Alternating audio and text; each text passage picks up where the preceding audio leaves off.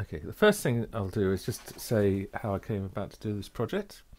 About a year ago, I was funded by an award from the Arts Council as part of their Developing Your Creative Practice Fund. Now, the aim of this fund is to help creative people to sort of explore new areas of work, network with others, develop new skills, just try things out, really. And in my case, what I proposed to do was kind of move my skills into a new area, exploring film, sound, digital media. After I'd worked mainly in theatre, writing, and archival research before. And as well as doing that, it also helped fund some training at the London Film Academy and London Film School, as well as purchase of equipment. So it kind of set me off on this slightly different path of using film, developing websites, etc. Now, in particular, what I decided to do was work on a project that I called Lost Voices. And the idea here, and it's based on some other work that I've done on a previous project where I researched into the role of Scottish prisoners of war in the drainage of the Fens, which involved a lot of archival research. And through that project, I kind of realised there maybe were ways to present people from the past in new ways and in different ways. And thinking about this, I also realised that when we look at stories and films in the cinema or TV or the sort of traditional media, we get a very selected view of the people from the past, mainly the rich and famous, and mainly with stories that were exciting or particularly interesting. But this kind of excluded most people from the past, and when they do appear in films and TV, it's mainly as an extra, carrying the bags or pulling a cart, and usually not a very well developed character. Whereas, of course, in reality, there's all kinds of complex people, interesting lives, and all kinds of social levels. And I wanted to maybe try to bring some of these stories to life. So that was the idea. And what I did to start the project was just to ask people. So I didn't want the idea just to come from me. So I had an idea and pursued it. I thought, well, what I'll do is see what people could suggest. So I contacted local history groups, historians, museums, and asked them if they had any stories or people from the past that they'd like me to focus on. And a good few ideas came back. But in the end, I decided on two topics. I only had so much time. It's a fairly small grant, only lasted a year. And remember, the idea of the grant is for me to develop my skills. So, I had to bear that in mind. I had to pick things that would help do that. But in the end, I decided on looking into the life of the Victorian poet James Reynolds Withers. Mike Petty, who you'll hear from later, made this suggestion. And the other was a traditional Fenland story called The Dead Moon. And for a long time I've been interested in storytelling and how kind of, where storytelling and theatre, the sort of ground between those two lies. So that seemed like a good area to look at as well.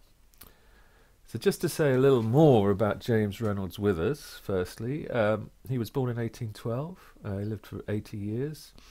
He was born in the village of Weston Colville, just to the east of Cambridge, and then he moved to Fordham, where he lived, in fact, for most of his life.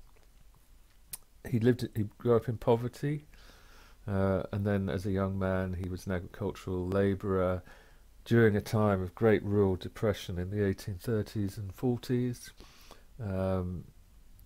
Struggled to get work, very poor pay. Ended up going to the workhouse with his young family. In fact, his most well-known poem is about the workhouse. He was also involved in the burning down of a barn, one of many protests of rural workers during this time. There was much unrest about the poor conditions that so many people had been pushed into. But the thing that set him apart was during this period he studied and wrote poetry. And that is the thing that drove him forward. That's the thing he loved the most. He felt he was sort of ploughing a lone furrow. No one understood. People laughed at him, but he still persisted. And in the end, he was discovered by chance, largely by the wife of the farmer where he worked. And she found some of his poems, and she liked them, and she asked for more. And in the end, she helped him. And all this led eventually to his publishing, and that was successful. And he, in the end, published several books over a period of about 10 or 15 years. He did tours. He was given a grant by Queen Victoria. He was sponsored by Charles Dickens. So considerable success for a man who really was self-educated entirely. But in the end, his fortunes were lost, and he became forgotten. The money he'd gained was lost by a bad investment, and he ended up back in poverty as an old man. So the reason why I thought the story was really interesting was because it kind of captures a moment of time through a person's story about this really time of struggle, of rural poverty in the early Victorian period.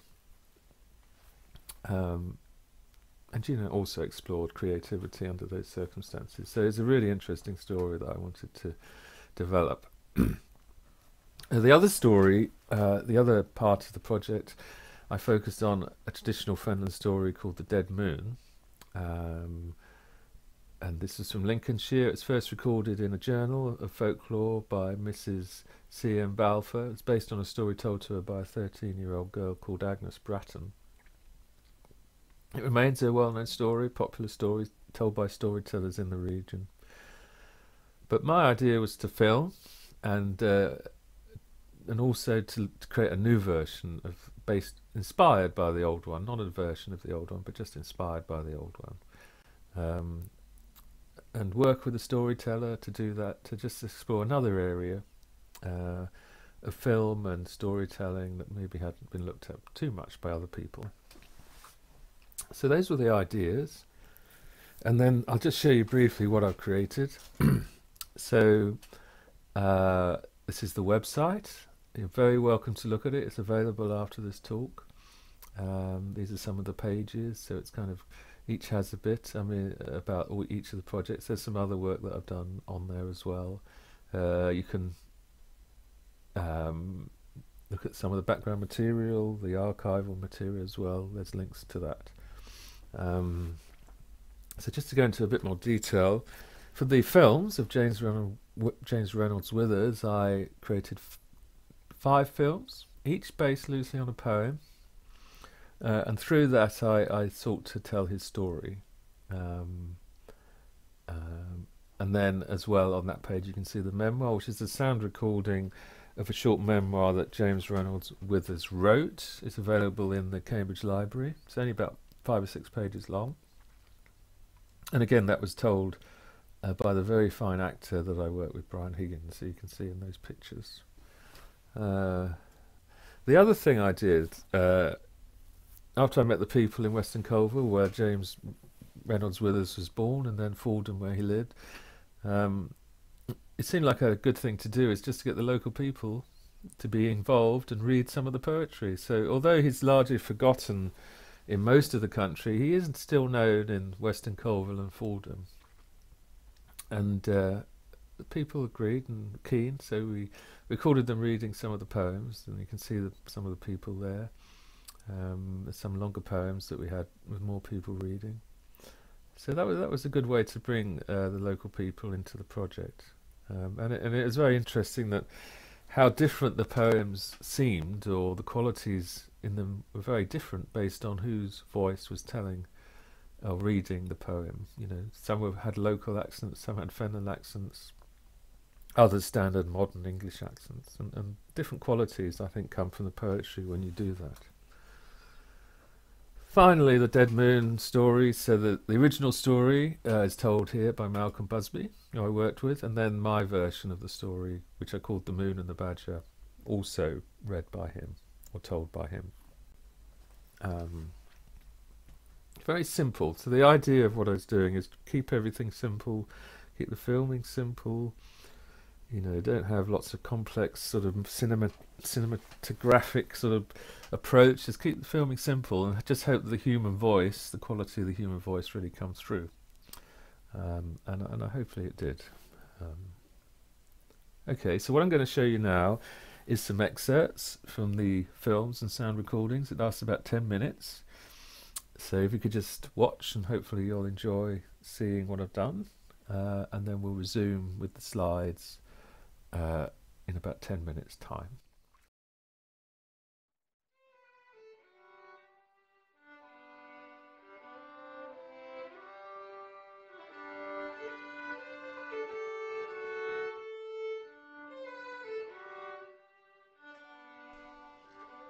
Oh, the effort these took me. Hours and hours and hours.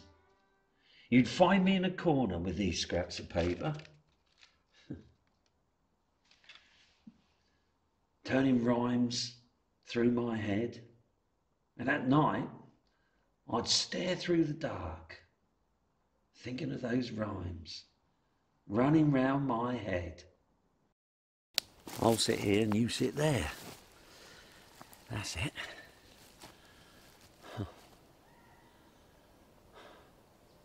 I'd often come here,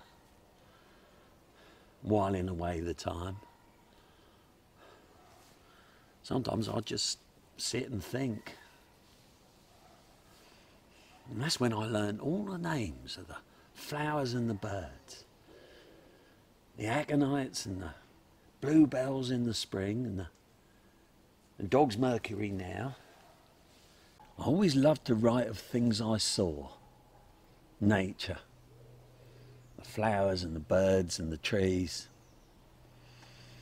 I wanted to grasp them and hold them as close as I could. Not to just let them die. Thoughts that die as soon as born, for want of words to wrap them in. I often sat here and wondered why I was born so poor, destined to live and die in such obscurity. It was right here I had these thoughts, and there was no one here to tell me not to have them.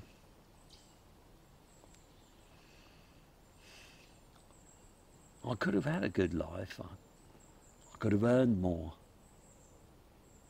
Not just for me, but for you as well. Your mam thinks this. I know she does. She knew what I was like, mind, from the day she met me. My father was a strange man. Drunk half the time, and the other half in dreadful black moods. Sometimes he'd just sit and stare at the wall or the floor for hours and hours. You'd never find him in here. I annoyed him. I remember once, a visitor came to the house with shoes in his hands. My father repaired shoes, that was his trade, or it had been. Children's shoes. And then the man said to my father, "Have you got children of your own?" And my father said, "Yes. My brother, my sisters." He mentioned their names, but he didn't say my name.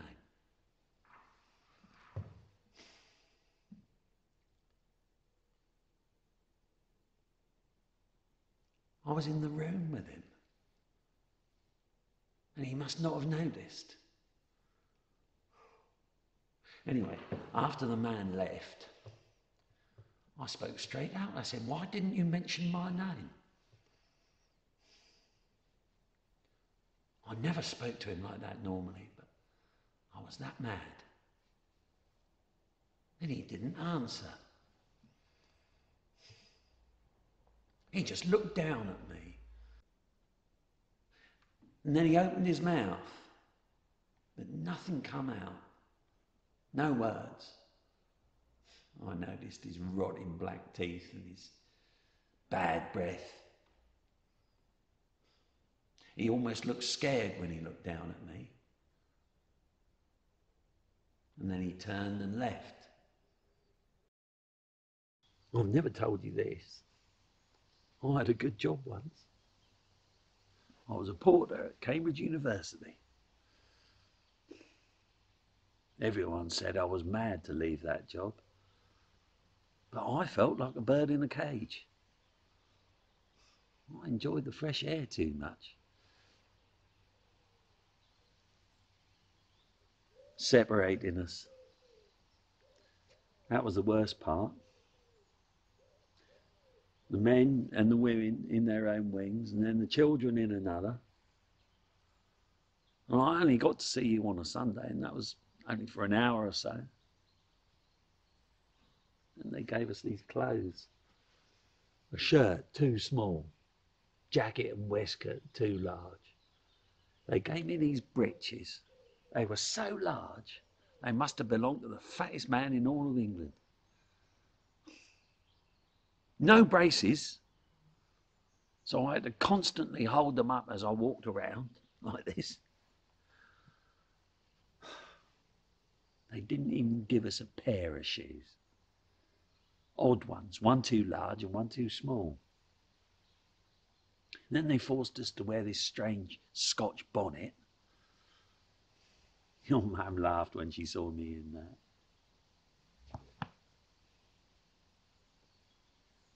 I slept in a large room full of snoring, talking, playing, fighting, swearing, never praying men. Behind these walls. They're up there right now.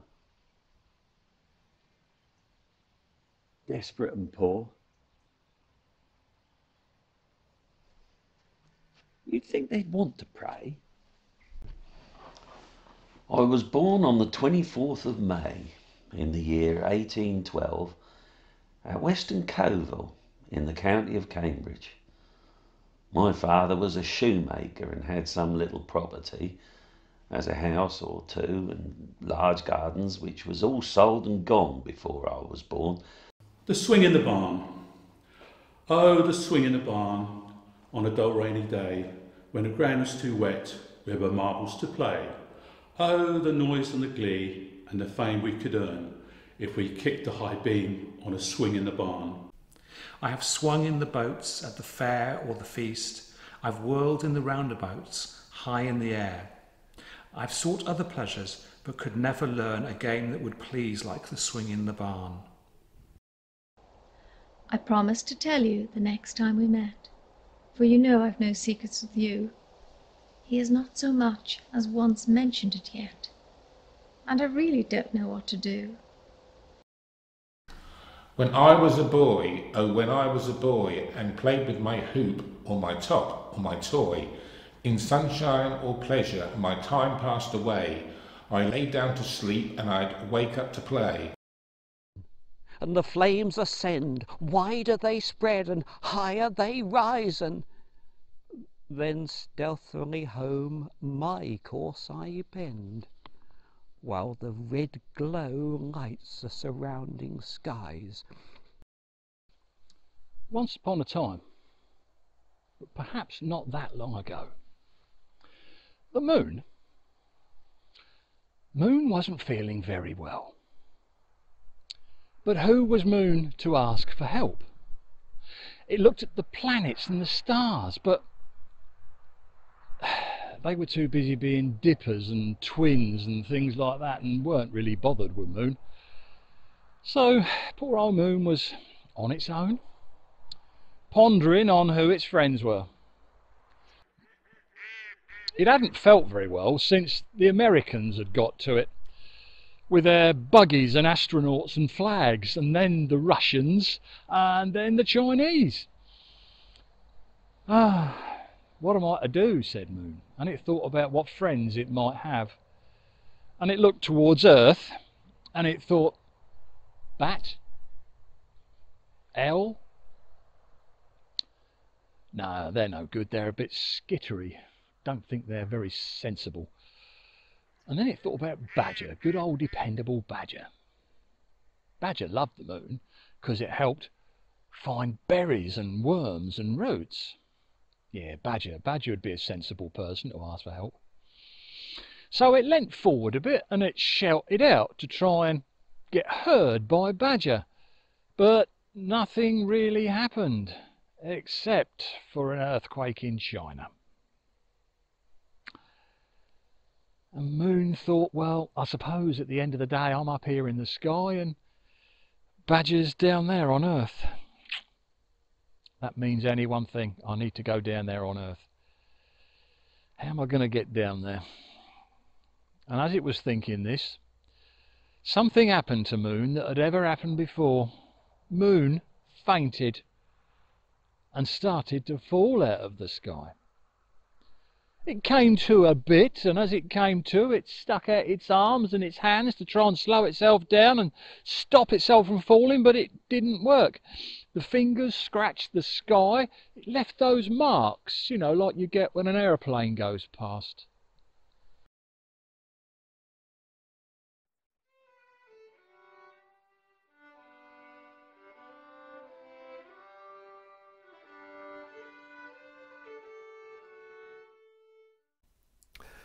Okay, well, I hope you enjoyed watching the films, and I hope they worked okay through teams, which is always, you know, playing films in teams is not always successful, so hopefully that worked, but I think it did.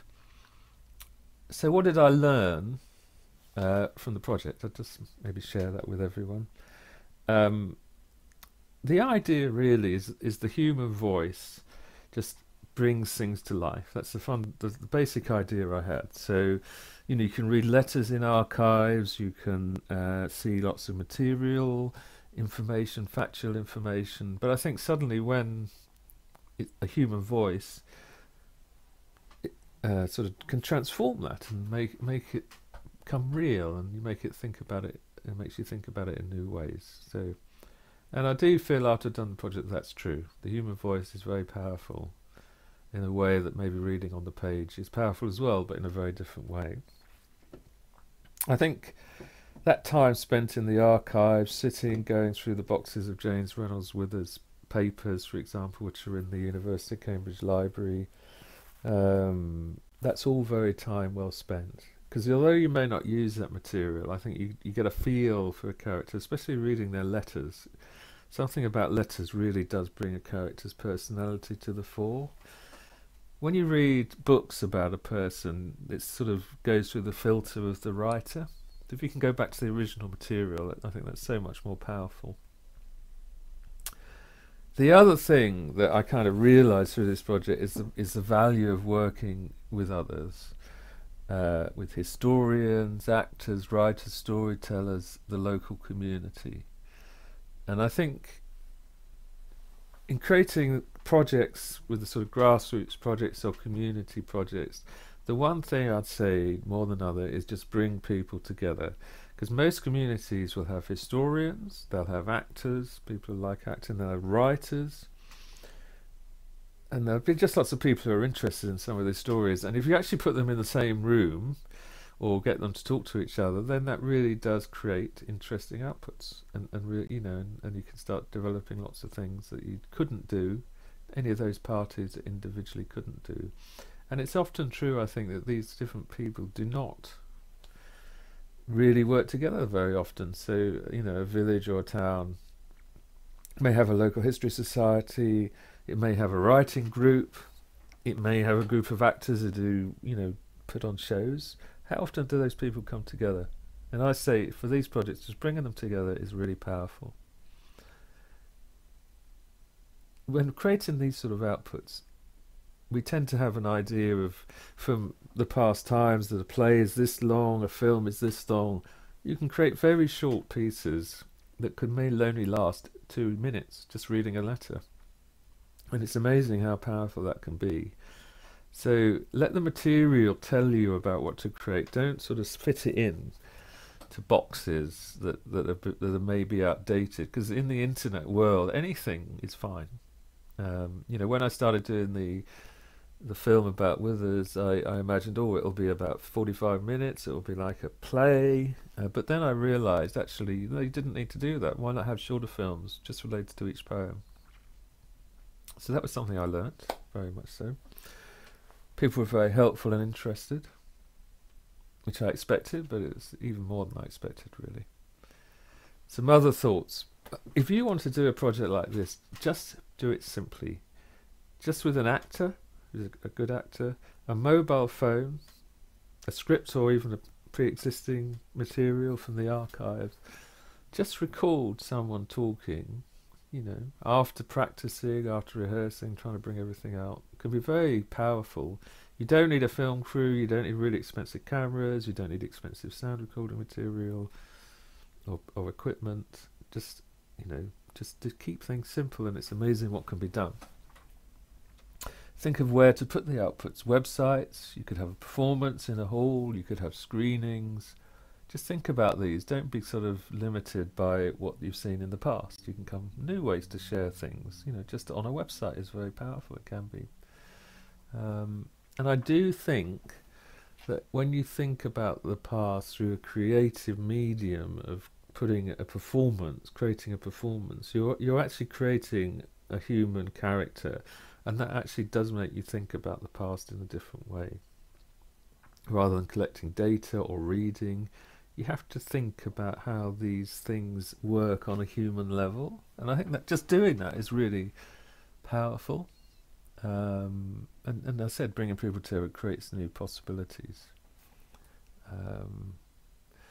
So just a few other points. So one of the things you have to deal with when you're doing this kind of these sort of films and outputs and research, you only find certain bits of information, and there's lots and lots of gaps. So there's always lots of gaps. So even a character who's really well known, a very famous historical character, there may be many, many books, many archives, but still, you don't really know what that person was like. You don't know how they thought. That is all created through your creative imagining, really, of that person. But sometimes the information is so sparse that there's more imagining. Other times it's a lot of information, and it's a very different process. And that sort of raises the question, how truthful do we need to be to past characters? Or is the story and the telling more important? It's a decision you have to make, and it really depends on what your purpose is. If it's to tell the history, you may wish to be more truthful and have less what you might call poetic license. Whereas if it is a performance piece or an entertainment piece, you maybe create much more freedom. So that's just a decision to take. You know, there's lots of details like locations, costumes, that can actually take a lot of time and effort. But it's all part of the process and interesting, and lots of people can help with that sort of thing.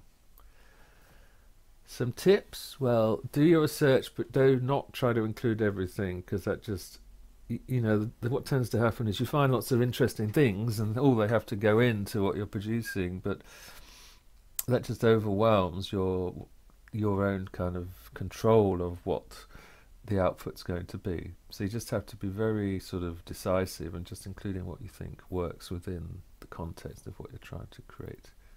Make the characters particular, make them a certain type of person. If people are generic, you kind of treat people as a generic thing, then they won't be interesting. And I think although many things change over time, the human nature doesn't really. So there's always been shy people, always been aggressive people, always been bold people, nervous people, all kinds of people that we see today. I think they're always part of the mix. And when people have a real character, that's when they become interesting. The other thing is, you know, not everyone are like you make a series of decisions as to how to present one of these stories, and a lot of people might not like it, so they might say, well, I don't think he was like that. I think he was completely different. Or why is that part of the story? How do you know that happened? Those sort of questions. That's just part and parcel. If you want to do this sort of thing, you just have to accept that. Okay, so looking ahead, you know, obviously this project's come to an end. This is the last stage in this project. What would I like to do going ahead? Well, some things I'd like to do is just work, just go into a village town community and just bring people together, as I said, with a fairly blank page and just see what emerges. You know, how can we work together in this way to develop these stories from the past? I'd like to maybe use this to create a sort of guide or video about how these projects could be done. I think that would be good. So, you know, obviously I'm only one person, there's endless stories, so, you know, it'd be great if others could do this sort of thing if they're interested, because it is very enjoyable and interesting. Or pick a year. Just say pick a year and look at the newspapers from that year. Endless stories will emerge. Many interesting stories. You know, explore different outputs. You could just read a letter. You could create a film, as I did. Sound recordings. The sound recording on that website took an afternoon, just with a good actor, the actor who played James Reynolds Withers. So you can often do things very quickly. It doesn't require a huge amount of effort. So I kind of put my foot in the water, the ocean of all the possibilities in this area. But yeah, I'm keen to do more. Keen to explore this area, because I think with film in particular, it becomes very technical, and there's all the levels of complexity that sort of production of TV and cinema creates, and that kind of raises expectations. But actually, you can do things very simply. You can film very simply, as long as the voice, the acting, and the script is good. You do not need complex lighting. You do not need some complex sound equipment. So I think this, and you know, the internet and the way and YouTube makes that very easy to share outputs. And I think there is kind of a space there that we could do lots more interesting things, divorced from what you might call the media industry. Anyway. That's the end of my part of the talk. So now we'll move on to input from other people. So the first is Professor Steve Waters from the University of East Anglia. I will just go over to that. So maybe just Steve, perhaps we could just...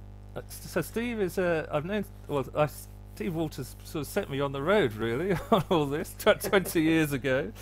In a sort of project that he ran locally in Cambridge, and got people, actors and writers together. So, I'll just make my screen bigger. But now he's a professor of script writing at University of East Anglia. So and he's written lots of plays in the theatre and so forth. Is there anything else, Steve, about yourself you want to add?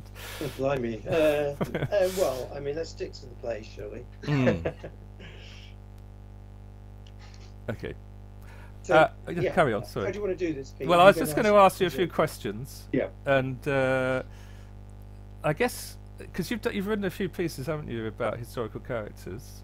You did the one on John Clare, I remember. There's quite a few people from the John Clare Society here, so that's kind of useful reference. And there's one on Rothschild, isn't there? Charles, is that right, that you're doing at the moment? I saw. Yeah. I mean, I just wondered what... if you're just thinking about theatre and bringing these things to, I mean, what's how is it different to try and look at historical stories compared to modern? You know, if you had modern characters set in the modern age, I mean, what sort of things do you think about, and what are the pitfalls, or how do you go about it? Just maybe say a bit about that. Yeah, I mean, maybe if I start by just clarifying what some of those projects were, Pete. Sorry. For the uninitiated, which is probably the majority. That's totally right. So yeah, really nice to see you, really, and lovely to see the work. And by the way, what a brilliant performance from Brian Higgins. I haven't seen he's great. Brian for a very long time. Yeah. I think what you're doing is really, really important. Yes, Pete's alluding to the fact that, and some of you here, I know from looking at the participants, will be aware of the fact that we actually met 20 years ago, I think, amazingly, through a project I ran called Writing the City, and we performed work across Cambridge. But then, a few years later, I developed a project called Clare's Walk, and then it was called Out of Your Knowledge. It slightly shifted in its identity. And as Pete was alluding to, the show focused on something that would be very familiar to people from the Clare Society, which was the flight out of Essex, as it was famously known. Clare's tragic, powerful journey as he walked from Epping Forest to just north of Peterborough in his home village, where he was actually living in Northborough, I think, at that point.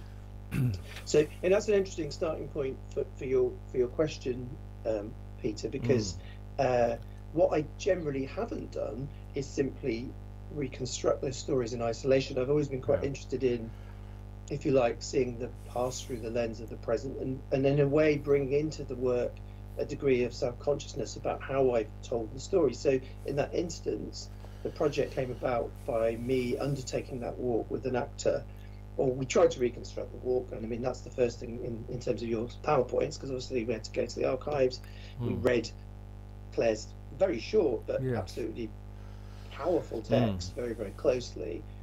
But we were looking, I was particularly looking, if you like, to sort of channel him during the walk, which we were undertaking, amazingly enough, back in 2005. So this is already itself historical. And then generating a show, if you like, in the dialogue between past and present. So one of the things I think is very powerful in the work you've been sharing with us is that animation of, if you like, how history lingers in places. And I suppose that the Claire project was that of that nature. But I've done many, many other pieces, as you say. I mean, I was thinking about this as you were doing a presentation. So, for instance, how would that historical approach that you've mentioned differ from, say, a play such as Temple, which was a play I wrote in 2015, which was staged at the Donmar Warehouse in London, and it was about the Occupy protests of 2011, so really very recent history. But my focus was on the Church of England and was on particularly the chapter house of St Paul's. Now, you know, it's even more charged, isn't it, Pete, if you think about it, because what one's trying to do there is actually make an intervention in a story which is not yet documented and is still live. So, but I think I would argue that some of the same pressures and constraints and thrills obtain, in the sense that you're making an ethical intervention into reality. That's what a lot of storytelling is anyway. You're seeking out hidden knowledge. I like your title, Hidden Voices. I wasn't doing that to sort of give a platform to the priests who largely, if you like, kept their counsel during this experience, but I was very interested to know what the dynamic was between them and why at least two of them had resigned in short order during those sort of heady weeks of 2011. So there's a fascinating proximity, I guess, to the work of the journalist, the detective, and the historian when you're trying to create these pieces. But ultimately, your duty is to the audience. So, you know, I think you made the point in your slide that research is not an end in itself, right? In art, I mean, history can look after itself. What happens when you actually turn things into drama? Well, then you get almost certainly into trouble, because in a sense drama's got a very different claim on that material, and you will almost certainly find yourself selecting, conflating, concentrating what is really scattered and complicated in the archives into something much more intense, something much more dramatic, and that's where I think, you know, you can fall foul of historians and audiences and everybody. But it's worth it, I think, because I think nobody is served by unedited, not especially dramatically conceived material. And your question to me was, how do you make theatre live? And that's a difficult task. So, you know, what you don't want to do is burden the audience with doing work that they don't need to do. That's your work as a dramatist, I think. I don't know if that even begins to answer the question, that's but it good. opens up a few questions. I mean, I found although it was with the story, I tried to keep it to his story. I mean, even, you know, I had to kind of fill in the gaps, and I had to make it more of a story and have a structure and a shape. And I think I mean, I do wonder if there's a place for something that is a kind of more historical and less sort of theatrical, just as a different way to tell history. But I kind of had a bit of a philosophical issue about how truthful I should be. You know, was Withers really like this? Was you know, should I really make things up like that bit about it's with his father? Actually, it was pretty much. You know, I know he had a terrible relationship with his father. He was a drunkard. He lost. Oh, you've gone mute to me, Pete. I don't know if you muted yourself accidentally. Yeah, sorry, I don't know if I went That's off okay. halfway through that. I don't know if you caught that, but yeah, I mean, do you that sort of issue about how real? I don't know if that's something you've kind of encountered, or is it an Yeah, issue that yeah? absolutely. I mean, you know, I think the first thing, going back to again your presentation, Hmm. you mentioned, you know, obviously where do you get your data, if you Yeah. like, and you know, there are some archives that are bursting at the seams, and there are other archives that are incredibly spare Yeah. and depleted, and possibly don't exist at all. I mean, you know, how do you bridge that gap? Hmm. Now, firstly, I think I'm more drawn to the latter. So I'm Yeah. actually interested in the gaps in the record because, in some Hmm. respects, that's where your imagination goes, right? If it's all laid out for you and it's comprehensively documented, then I'm not sure what the argument sometimes for dramatization is. Whereas Yes. if there is, you know, a thrilling gap in the record, and not only that, there's a degree to which the record has a silence around the things that perhaps audiences are going to be particularly interested in. You brought in some psychological familial dimensions, for instance, to your poet Withers. You know, clearly, I mean, if you take the Clare story, you know, there's, and the Clare scholars will probably want to leap into the chat and correct me on this, but, you know, one of the things that's so powerful in his account of his walk is this kind of visionary quality where he's constantly alluding to his former lovers. There's this amazingly sort of weird section as he kind of gets into the final stage of the walk. You know, that has to be sort of complemented and if you like, fleshed out by the imagination. And I was going to quote something which I always found quite provoking from Orson Welles, who said that research is the enemy of the imagination. And I very much admire of Orson Welles, but I would contest that actually. I think one of the reasons that we go to the archive and to our reading and into research is to embellish and nourish our imaginations. There's a degree to which the research is not the end of the process. It provokes further imaginings. But what's the limit to that, I think, is your question. And there must be an ethical dimension to that. I mean, if one finds oneself, you know, making things up that feel out of character with your understanding of this figure, if you find yourself deliberately calumniating people who, you know, you are attributing actions to that, you know, they really weren't responsible for, you know, those things are the red lines, aren't they? I think sort of. And then there's this mysterious thing called the poetic license. Yeah. You know, I don't think you can write off to Swansea or Cardiff to get it, unfortunately, but, you know, there's a way in which we have to sort of work by our own ethical sense, I think, to work out where those boundaries are. As long as we're honest with the audience, I think, you know, we are entitled as dramatists to trespass on that fuzzy space between recorded fact and imagined account. That's the job, again, I think, of telling the story. I mean, one thing I found looking at the archives is the vast majority of people are unrecorded entirely, you know, and even as a group, you know, you could look at all the people who worked on the railways, say, building the railways. There's almost nothing actually that survives of their voices. But I just wondered, do you think is there some way in which we can kind of bring these? Because I think they're partly ignored because there's not much of a record, but they're such a huge part of this country's history and story, isn't there? I don't know if there's you know, why, you know, I don't know what can be done, but I don't know if you've got any thoughts on whether these things can in any way be given a higher, more attention. You know, is there a way in which they can kind of be brought to people? You know.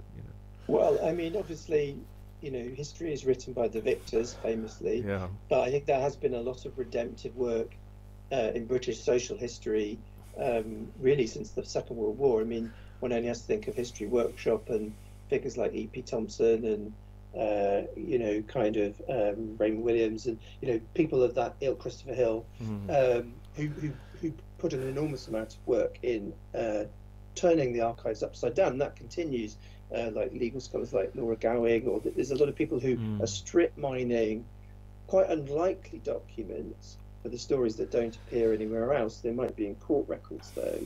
They might be in places that hitherto people have not looked for stories. But again, I think it's an opportunity to actually unleash the imagination. I mean, in some respects, I mean, somebody put in the chat, "Who do you think you are?"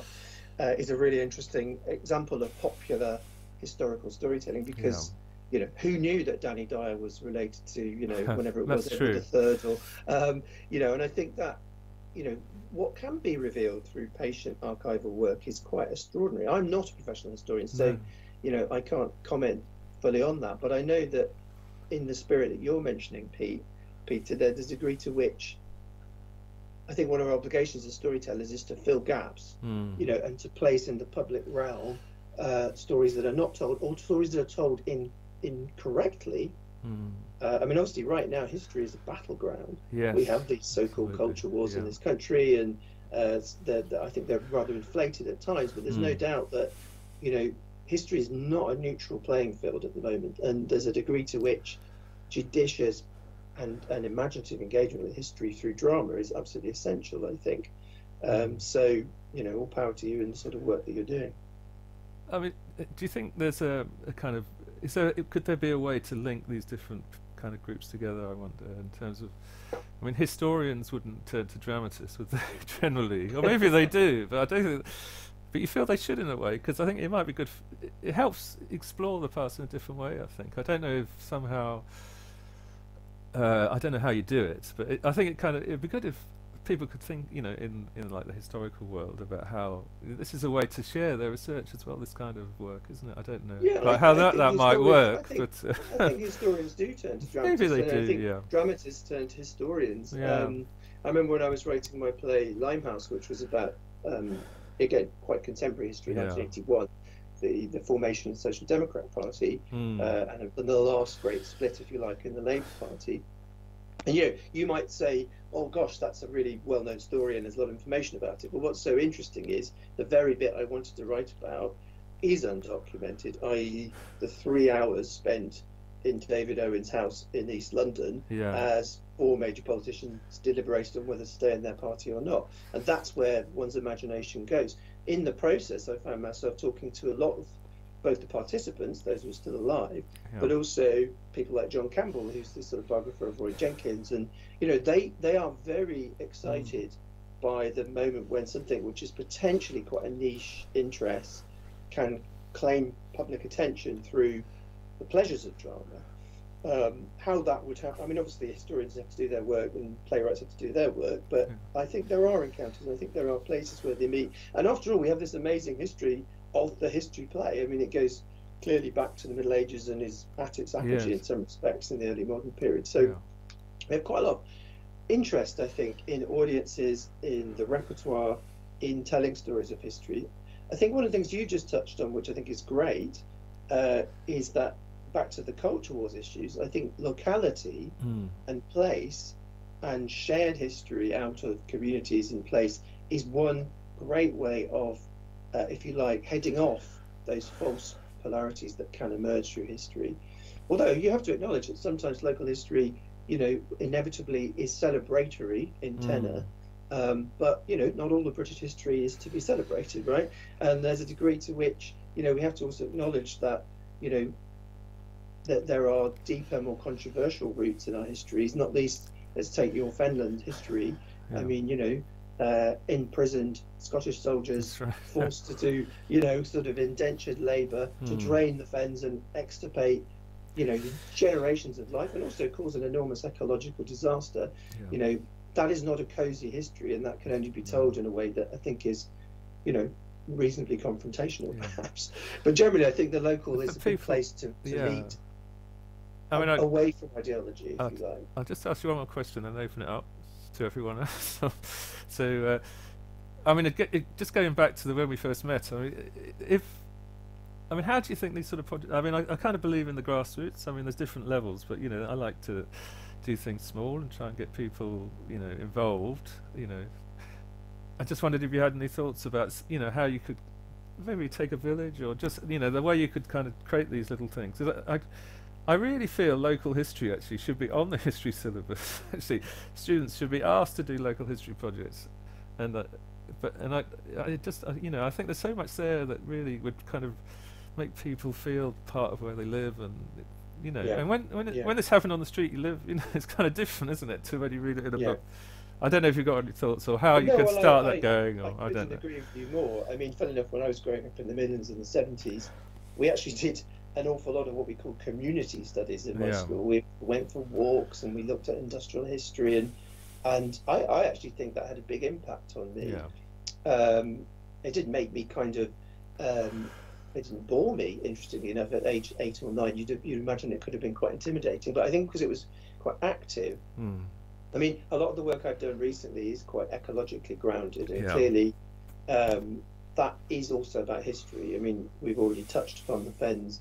You know, it's very important, I think, for people to go out into the landscape and recognise that it could be other than it is. Yeah. And it, you know, I've spent a lot of time at Wicken Fen recently. Now, clearly, Wicken Fen is on the one hand a very much a present tense ecological habitat, but behind that layer is really centuries of struggle and scientific investigation and really a living archive of the experience of the British Isles, if you like, in one, you know, tiny nature reserve, well, not tiny, but considerably sized nature reserve. So I think what you're doing is really, really important. And I mean, whilst a lot of theatre that I've been involved with happens at the national level, happens in big cities, is very metropolitan. I've always wanted to keep another strand of my work, which has been from the Clare project and project you're involved with, you know, has been really grounded in where I happen to live or where the people I know happen to live, because I think that, you know, we should try and close the gap between art and life where we can. And quite too often the gap is very, very large, actually. And I think that's true of history too. So given the crisis that we face now, I think reconnecting people to where they are and the contested history of those places is crucial. So I'm all for it. And whether that, I think thinking really spatially is important to me. You know, I think it was nice in your films, the fact that you've made a lot of that stuff in Western Colville, the fact that you talk to villagers. I think actually, you know, there's one thing kind of telling a story somewhere else about, I don't know, kind of Peterborough or Cambridge, but much more exciting is to do a drama in the Leper Chapel, to do, you know, to take the Clare show, as we tried to, into places like Milton Country Park. You know, actually, that really fascinates me, the site specificness of drama, and I think that's one way of, if you like, kind of animating or reanimating place and history. Thank you. Can I open it up? Steve's only got a few more minutes, 10 minutes or so, but if you could either type into the chat if you have any questions, or put the hand up for those who are familiar with Teams. It's just a little button at the top. You put your hand up, or just go on to just open up your camera, and I'll know if anyone wants to say anything. So I'm opening up to the floor. This is often sometimes met by silence. But has any questions? Oh, Pam. So Paul, looks like Pam. Paul's Pam. got a question. All right, Pam, you go first. Really interesting what you're talking about. I just wondered if you were aware, I was involved over lockdown in a project with Chicken Shed, you know, the London Chicken Shed, the Britain Symphonia, and that was called Lost Letters, and it was based in Saffron Walden, and it was about the history there, and they liaised with the Saffron Walden Museum. There it was theatre. We produced a piece of theatre in Saffron Hall. We also worked with people with dementia, creating their memories back, but also local history. And I just wondered if it might be just useful to connect with Rachel as well, because I think she might have some interesting thoughts moving forward. Who's Rachel? Sorry, Pam. Sorry, Rachel. She's the director of Chicken Shed. I mean, I can give you all her details. And we worked with a composer with Britain Symphonia who composed music. Rachel did the writing, and the people involved in the project researched local history. So not only people who had been instrumental in local history over this area, but also ordinary local people who had amazing stories to tell from the Second World War and before, you know. So it was a bit of everything, but I just thought that it might be something to just to connect with her, because she's a great person, and she might also I do be think able. it's sort of connecting these projects, because they tend to pop up, don't they, all over the place. Yeah. And they're funded by different pots of money. Yeah, she got just to arts know council. about who's Yeah. doing what would be so good, because you just Yeah. hear it on sort of grapevine, don't you, a bit. But Yeah, well, I think one of the questions about those kind of projects, Pam, and it sounds brilliant, is, if it goes right back to the origins of community theatre. I mean, Angelico was perhaps one of the key figures in this in the 1970s. And in a way that notion of one version of community theatre is that it is about mobilising the entire community to create, produce, perform, research, and then also provide the audience for the show at the end of the process. So it's an incredible act of, if you like, mass participation in a piece of work. And I think that can be really thrilling. And, one of the things that interests me about that is she used to have the idea the enemies always come from out of town. So there's that sense of, the whole point of this is to unify.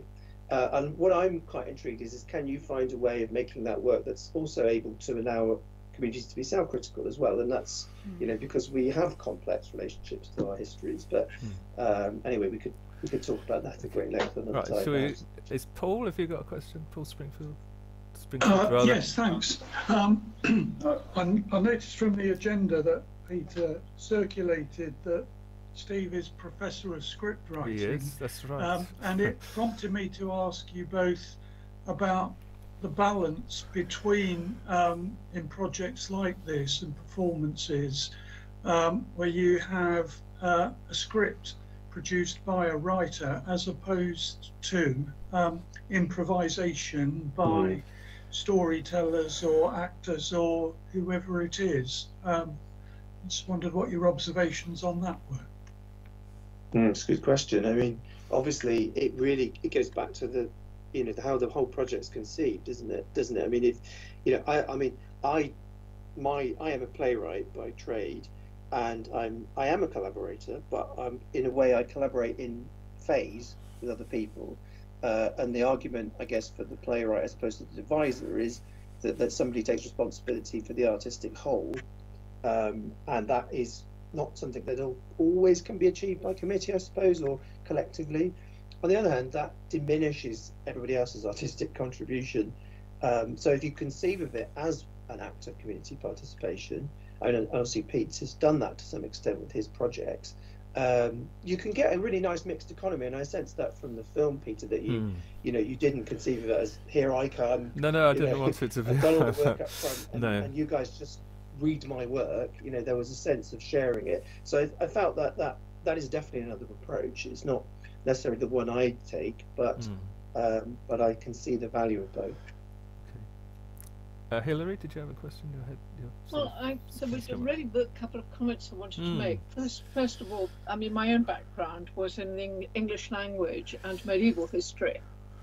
And when I graduated, I went to the BBC, where we worked with Charles Parker and the radio ballad. Now, that hasn't come up, but radio ballad obviously is steeped in this tradition of getting the community to tell the story in their own dialect, in their own voice, in the clothes they would normally wear, and so on. I wanted to add to that I had run a project with a school on family history, where I start by asking the children to listen to the oldest person they can find in their family and work from there. And what came together was something absolutely astonishing. And we brought a local history museum person into the school to show some of the artifacts that these families would have worked with. And the final thing I wanted to mention was Richard Morris's book, Time's Anvil. I don't know whether any of you have read that, but it is extraordinary because he's an archaeologist and writer, and a very fine writer. And in Time's Anvil, what he does is put dialect, local history, together with archaeology and the stones and so on, so that if you were filming, you'd be jolly careful about the sighting of where the voice was going to speak, but also have done your research into that, as well as into the local tales. So it was not so much a question, it was just a contribution of the degree of interest there is around. I mean, one Fascinating. thing. Sorry, you go first, Steve. Could you? No, I was just going to say it's very, very interesting, and I mean, I don't really have much to add to it. It was, all contributions sound really fascinating. I think I know about the radio ballads. I'm thinking of Ewan McCall and stuff like that. Wasn't he involved with some?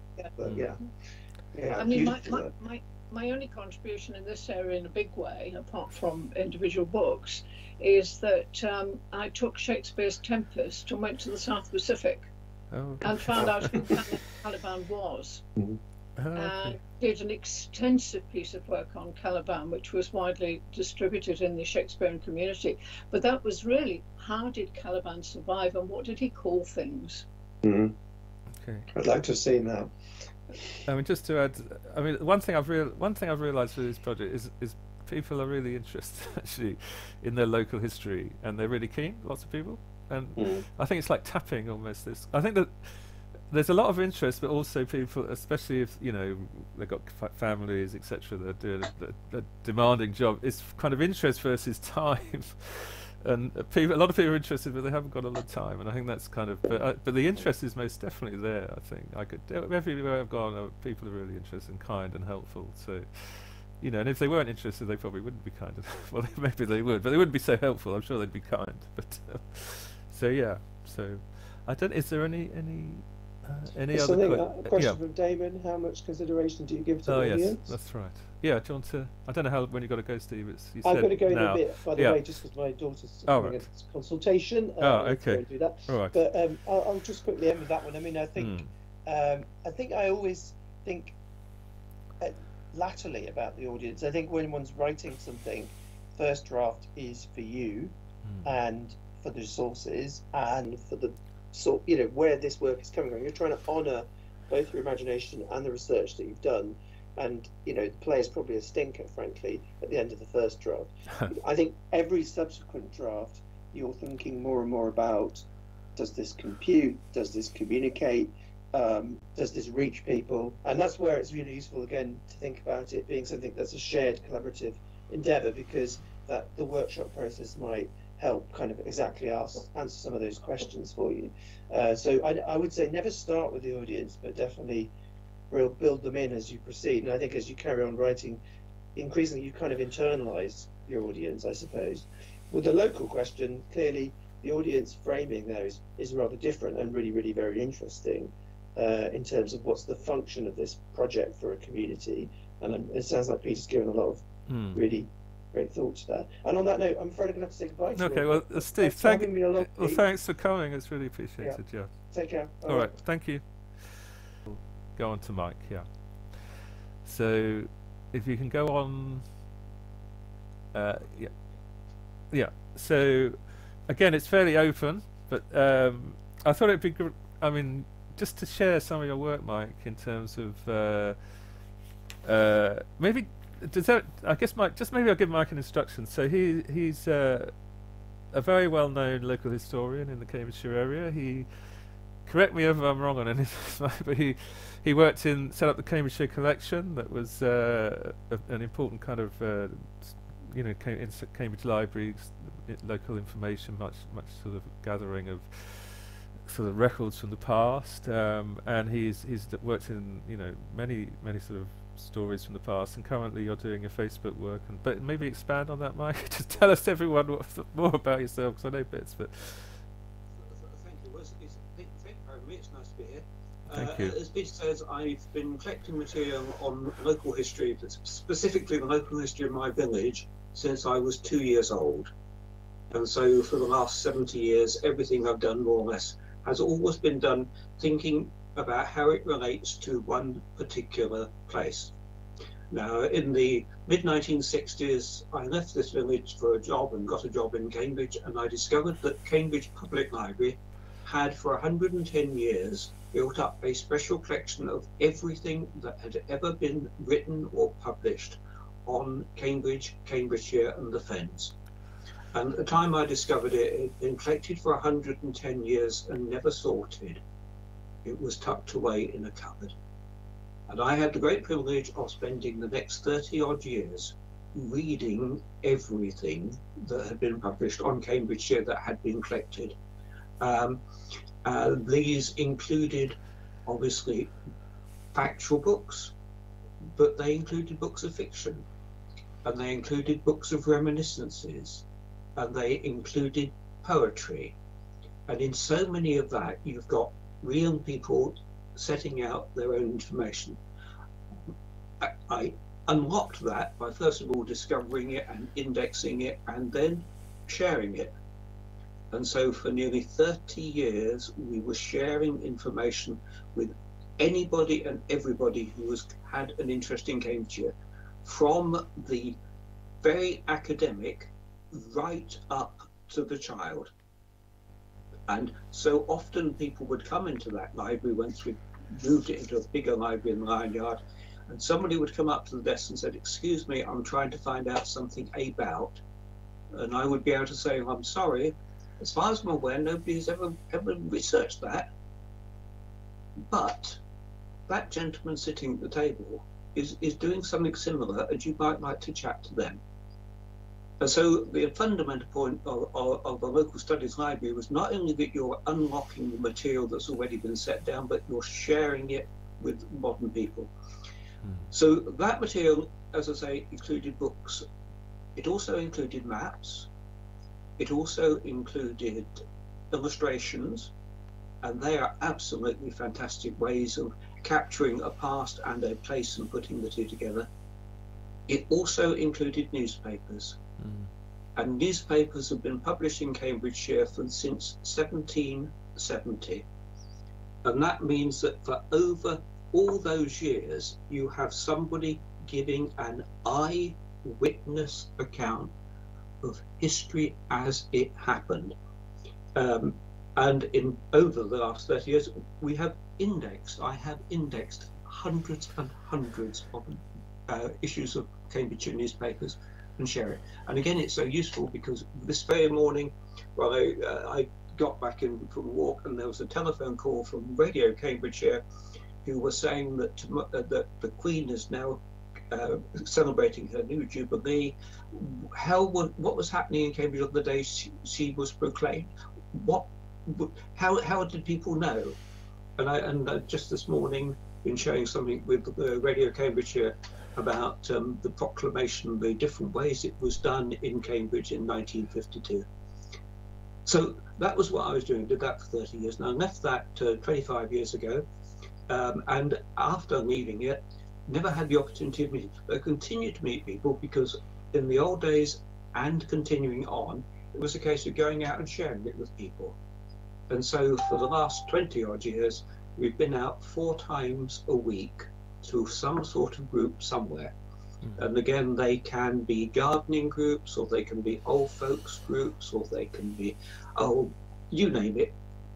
And it's not so much that I can share a bit, but from them I can gain. Now, obviously, COVID has put a stop to all that, but it doesn't mean to say that we can't continue to share. And one way that I found very useful continuing to share is through Facebook, through a Facebook group. Now, I know Facebook's got a bad whatever, but what it is, a Facebook group, it's solid, good, solid information for anybody who is interested. My particular group, one of them is called Fenland History on Facebook. Every morning I start by sharing some of the stories of events that have happened on this day in some year past.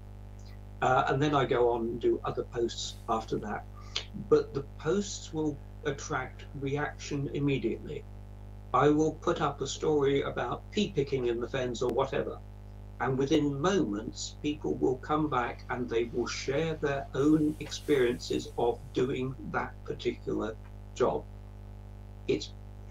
Those posts are seen immediately by over 9,000 people.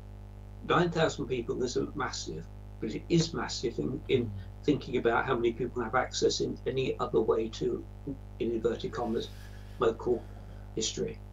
And again, the responses to that has been wonderful, because indeed just over the whilst we were waiting and listening to what was going on, just happened to glance at a Facebook post, and somebody wants to join Finland History on Facebook, and I've asked them why, and they've come back to say, I am a researcher to bargain hunt, hoping to source archives of people skating in the fens to feature in a film insert made on Fenland skating. Now, if I put that, when that goes on Facebook, within moments, he will be introduced to people who can actually tell him what it is like, was like, has been like to skate. In that way, although we can't meet people face by face, we can actually put people in touch with people. Amongst the ways of sharing, apart from that, was, of course, through local newspapers. I have indexed local newspapers, so I can give you chapter and verse. I can find you articles about poverty.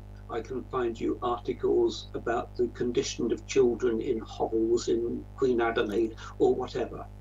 But I also could share information through the columns of local papers. And for 30 years, I had an article a week, and more often not, I had 4 or 5 articles a week. One of the series of articles that I wrote was called Pickwick's Cambridge Scrapbook. And that took the view that Samuel Pickwick of the Pickwick Papers had come to Cambridge in 1838. And I just asked myself, well, if he'd have come, what would he have, what was Cambridge like in 1838? Who would he have met? What would he have learned? And for the next 750 weeks, I turned the pages of this imaginary scrapbook and I found things that had been set down by contemporary people in the 1830s, setting down their memories of life as they seen it. And the details are coming out of there. If you take those, they're published in articles in things like the Sporting Repository, which were one of these magazines that came out in about 1810, 1820, that you can now read online if you've got access to online sources, and get this whole new area. But one of those was, for example, a man telling the story of Hellfire Jack, the driver of the Cambridge Telegraph coach, and the difficulties that he had experienced as a stagecoach driver on the road. And you could put that alongside the experiences of another stagecoach driver who had written his autobiography. And so you're getting 2 contemporary first-person accounts of. And another very, very good source for first-hand accounts are English House of Commons parliamentary papers. Now, this may be something that you've never come across, but certain of there are published the House of Commons parliamentary papers. It sounds absolutely boring. It is fascinating, because in the 1820s, 1830s, the government did major surveys of social problems. It did major surveys of the problems of child labour in the fens and the child labour gangs. And these commissioners went out into the local community and they spoke to the vicar and asking him about the situation as he experienced it in his community. But they also spoke to the mothers who said it, and the shopkeepers who said how wicked it was to see these little children gathering outside the church at 5 o'clock in the morning, and along came the gang master and he marched them halfway to Peterborough, and them poor little children, they worked all. They also interviewed the gang masters, and here you're actually getting them in one source, they've written down how the gang master justifies what he has to do. He has to have little children because he's contracted to supply so many bodies, and the bigger children are working so hard, and he needs little children to open up. Details like that, not just of gang masters, but of bargees, of people who are, well, doubtless people who are leaving our communities for finding works in the factory. Verbatim, first-hand details are there. You just open up any page and read it. And again, something like there's a series of programs, I can't remember what they were called now, but they were both based on trial accounts. The Old Bailey Online, I think, is another source. And again, for Mr. Pickwick, I wanted Mr. Pickwick to learn something about the difficulty of driving cattle from Scotland down to the London markets through Cambridgeshire in the 1820s, and the accounts of the Old Bailey court cases, where you get accounts of a trial where one of these people who are doing the driving of the cattle is being accused by one of the people who supplied the cattle to him of fiddling with books or whatever. The detail is there, and it's there, and it can be just sort of shared. So that's what I've been doing, and continuing to share that through these posts on Facebook, which generate, but also there is another way of sharing. Now, in the olden days, people had libraries. Very few people have libraries these days. People don't have the space. People don't, and again, people who pass away, their libraries are being dispersed. But there is a library on your computer, a library of books that has been digitized that you can read. Now, one of the groups who are doing that, of course, is Google Books. And you'll know that Google Books is separate from Google.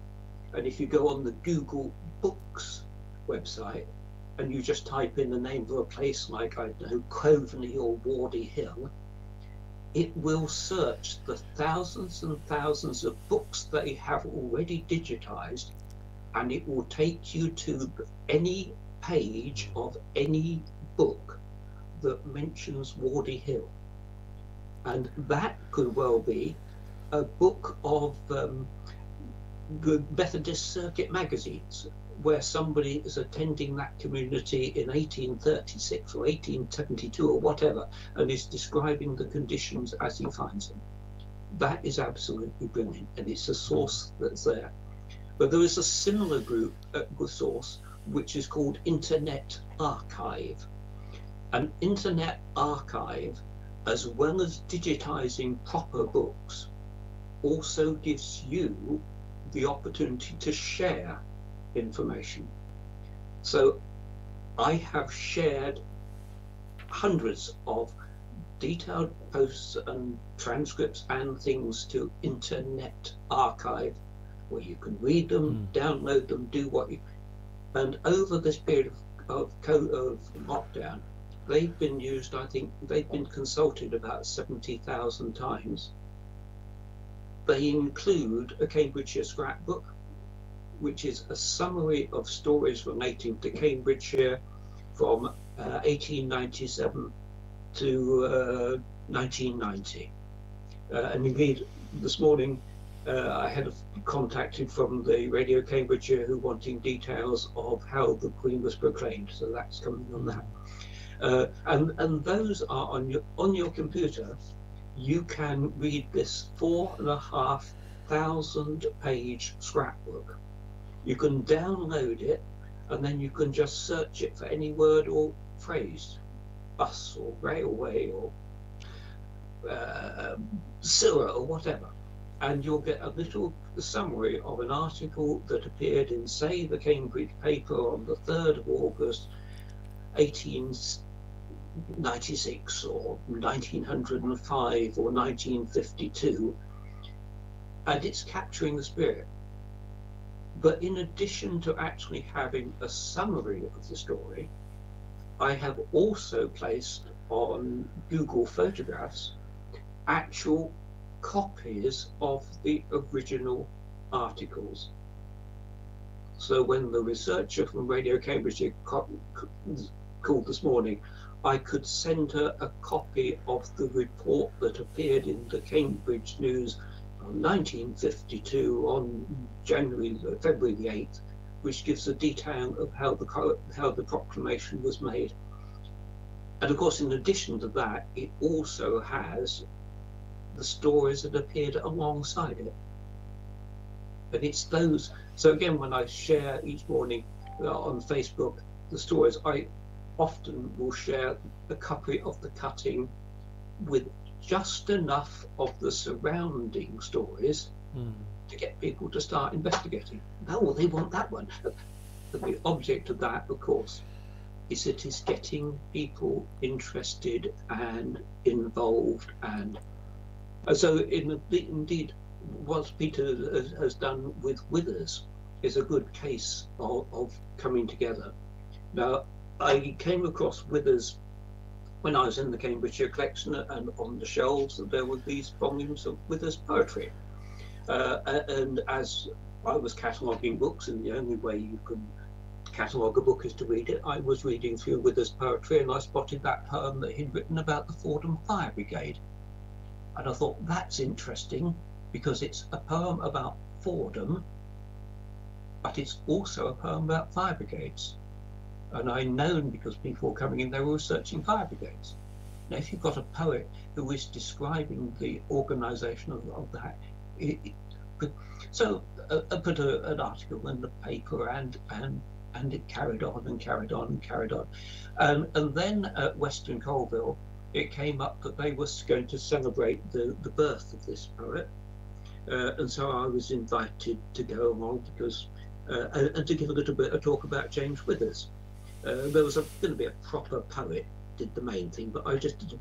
So I went to the church and gave a little talk about the story of James Withers. And in the interval between me and the real person starting, I noticed that there was a gentleman sitting in a pew, and at his feet he had a carrier bag. And so I said, "Excuse me, what have you got in your carrier bag?" And he said, "These are the poems. These are the actual bits of paper on which that man wrote what you've just been reading." And he was my granddad or whatever. And I have got them. I've got them in my house. I'm now in my 80s. I don't know what to do with them.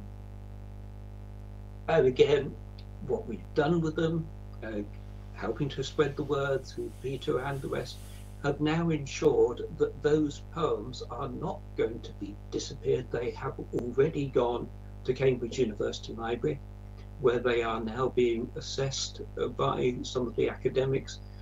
And I know nothing about the work of John Clare, but I'm fairly sure this is better poetry than John Clare, and it's more important. So now, through Peter, people in Western Colville have been reading those words that John Withers wrote about Western Colville, taking them through the village and describing the cottage by the green where he grew up, the pub with the no inn sign could the landlord afford but 3 red horseshoes branded on the board, and they're sharing that information with them. And again, the same with the stories of Fordham. So it is so important on that area. That's what I've been about, and one of the big things that really started all this. Oh, I better mention radio programs, because again, local radio is absolutely phenomenal way of sharing information. For a number of years, I did a series of weekly programs on Radio Cambridgeshire, and I do remember one of the stories that was doing. I was talking about a bombing raid in Cambridge and the Portugal Terrace area, and how one night these bombs had dropped right in the centre of Cambridge, right beside the round church. The round church hadn't been hit, but a house had. And that bomb had landed on the house, causing great damage. And immediately, while I was still on air doing that, somebody phoned in and they said, "I was in that house when the bomb hit. I remember I was in my bedroom, and then all of a sudden I was down below and I was covered in." And then she went on to say, "And what I remember is that a policeman came and rescued me." And I've always regretted the last 40 years that I never said thank you. That afternoon, that policeman phoned her up and said, I believe you want to speak to me. You see, that somebody had heard it and passed it on, and it is an absolutely wonderful way to share. The way that we really resurrected and got the Cambridgeshire collection from what was a forgotten archive, because it had been forgotten for 20 years, to a prominence from which it has now retired into obscurity, was via the 1947 floods. Now, in 1947, in Cambridgeshire, we lost 100 square miles of fenland. Combination of snow and gales, and the banks burst, and despite people's efforts, we lost 100 square. I knew nothing about that. I went to a WEA class at Hadnam, and somebody told me, did you know in 1947 we'd lost 100 square miles? I said, no, I was around then, but I learned that one man had travelled around the fens taking photographs. I knocked on his door and said, excuse me, I believe you took some photographs of the 47 floods. Can I see them? And to cut a story short, he ended up giving those photographs to the Cambridgeshire collection. We put them on display in the Guildhall. It was picked up by Rook East. He got him on the telly. It was picked up in the newspapers. It woke up people's knowledge to the fact that, first of all, that there was a Cambridgeshire collection that they'd forgotten about and they didn't know about. But secondly, it was recognising the expertise of this man and his forgotten photographs. We took those photographs back to Hadnam. We showed them to the people involved. They told us the details of who it was that was in the boat that was riding into their house, and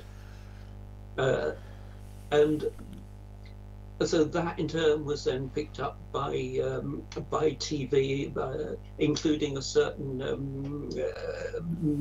Prince Edward doing a programme on Crown and Country.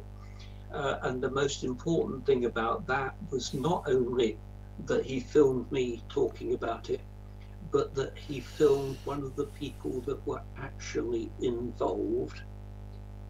And this gentleman who lives in a house in Sutton had a knock on the door, and the knock on the door was Prince Edward with the film crew wanting to share his memories. See, Mike, Yeah, sorry, Peter. No, I was just saying, can I maybe, we've got about 10 minutes left. That's great, Mike, really interesting. I just wonder if there's any questions, just to sort of Mike, or from anyone in the call. Actually, Mike, maybe I'll just start off while people.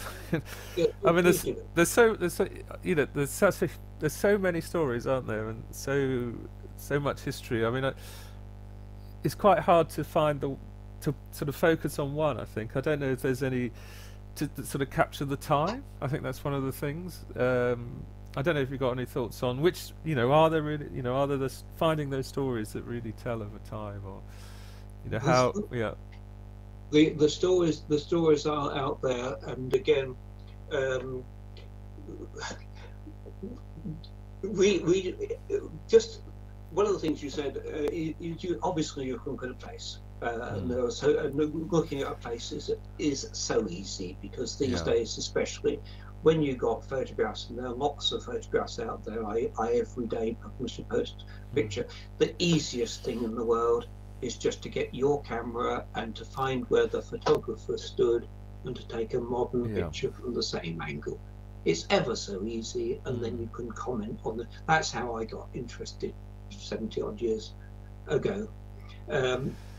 But with local newspapers, as I amongst the many things I do, I read through copies of the Cambridge paper for the Wisbech Standard at the moment for 1872, and the details that you'll get coming up, just the interesting little personal stories.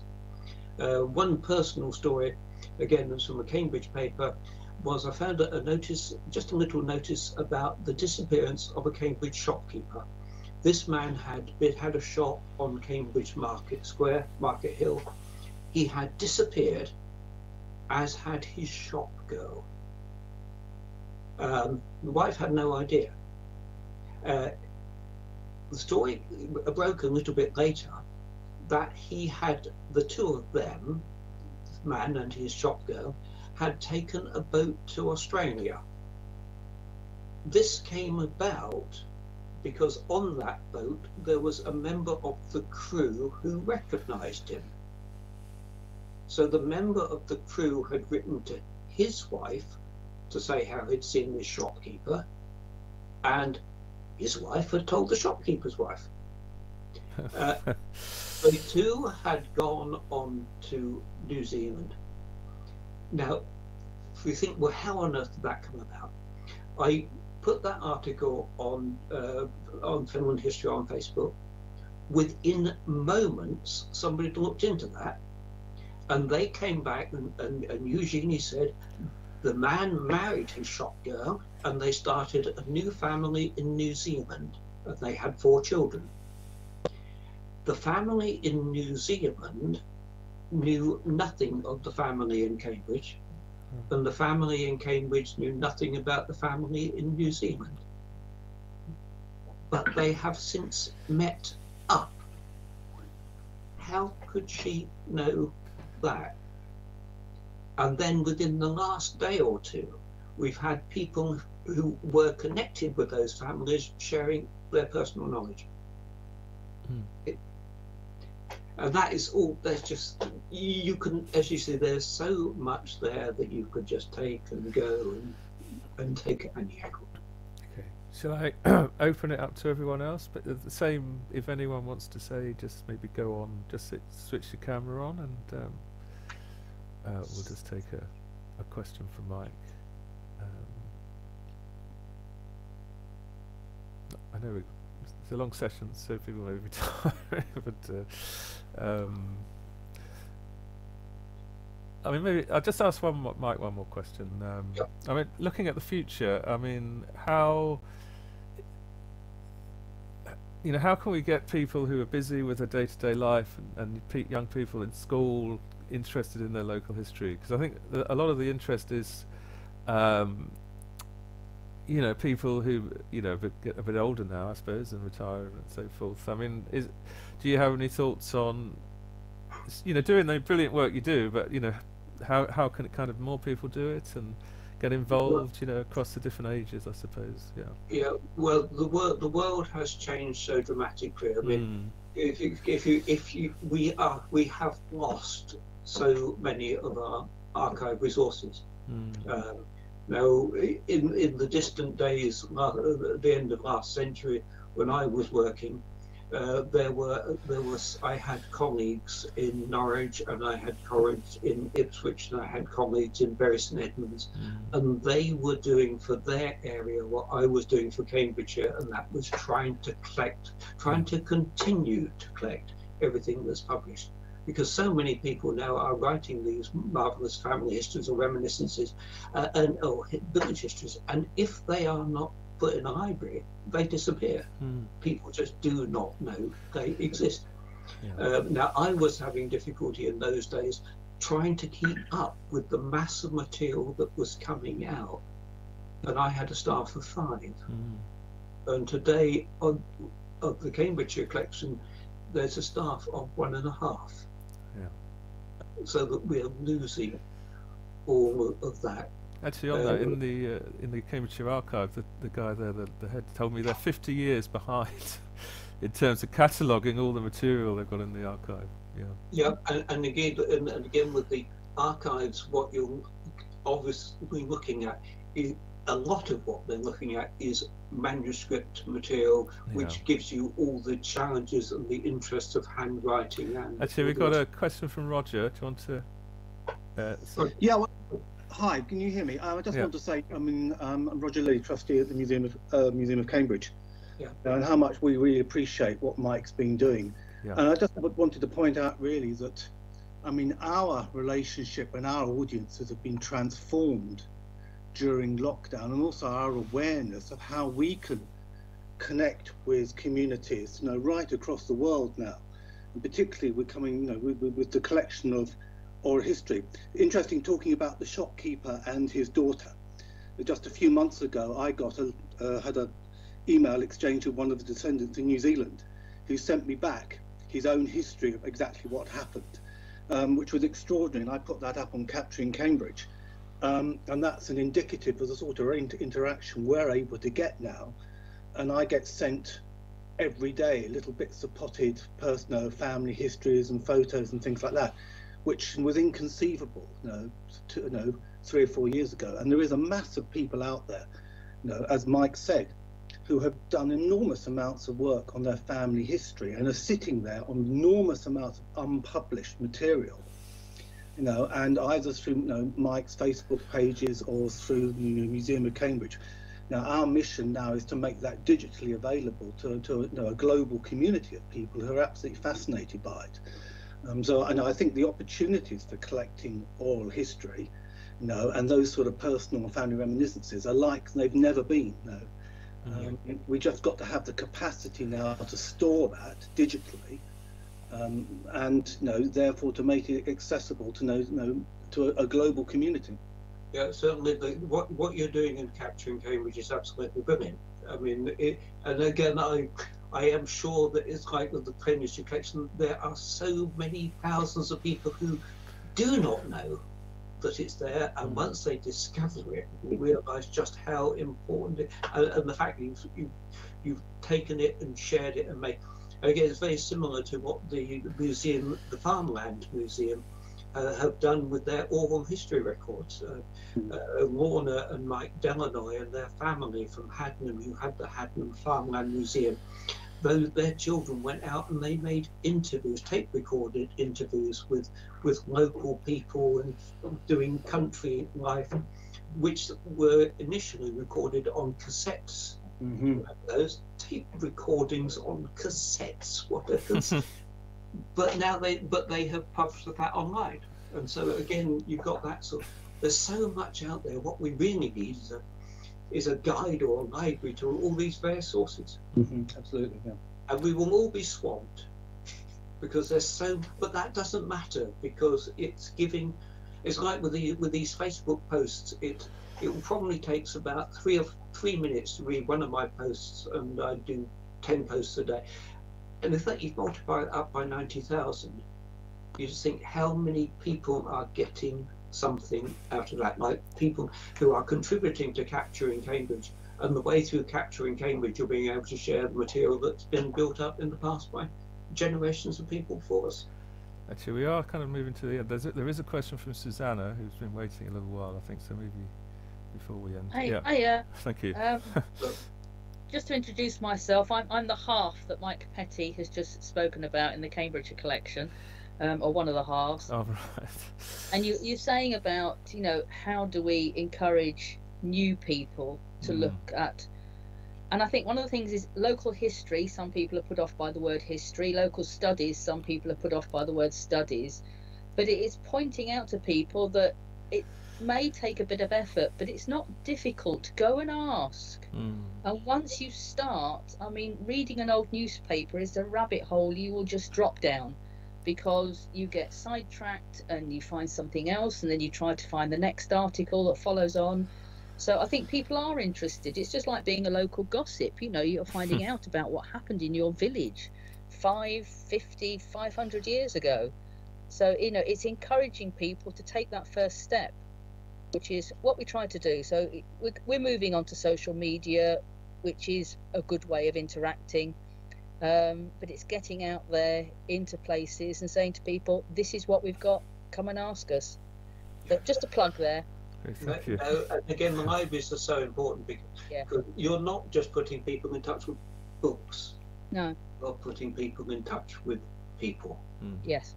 Yeah. And it's that it's like our meeting here, wherever many of us there are, and it's a way of just sharing whatever. Okay. Yeah. Well done. I think it feels like we could go on, but it is time in terms of the schedule to wrap up. So, firstly, thanks for Mike, who's always lots of interesting things to say. So that's great, Mike. Thank you very much. And we've touched lots of things, you know, from Steve to what I've said, and it seems like there's so many things. But I will just to say, I'll share for those interested. I'll share some links with an email. The links that Mike has for his work and some of the other things. So look at my website if you wish. I'll send out the details there. Obviously, I gave you a very quick kind of a few bits from that, but there's, you know, if you want to look at it in more detail, it's all there. So and I kind of feel like I'm just stepping into this whole world in terms of all possibilities that I'm kind of like to Mike and others have been working in this area for a long time, but I've just started. So hopefully I can do something of interest to people. So I think finally, just thank you really for listening, and hopefully you found it interesting. And unless there's any final comments from anyone, we'll draw it to a close. But thank you very much.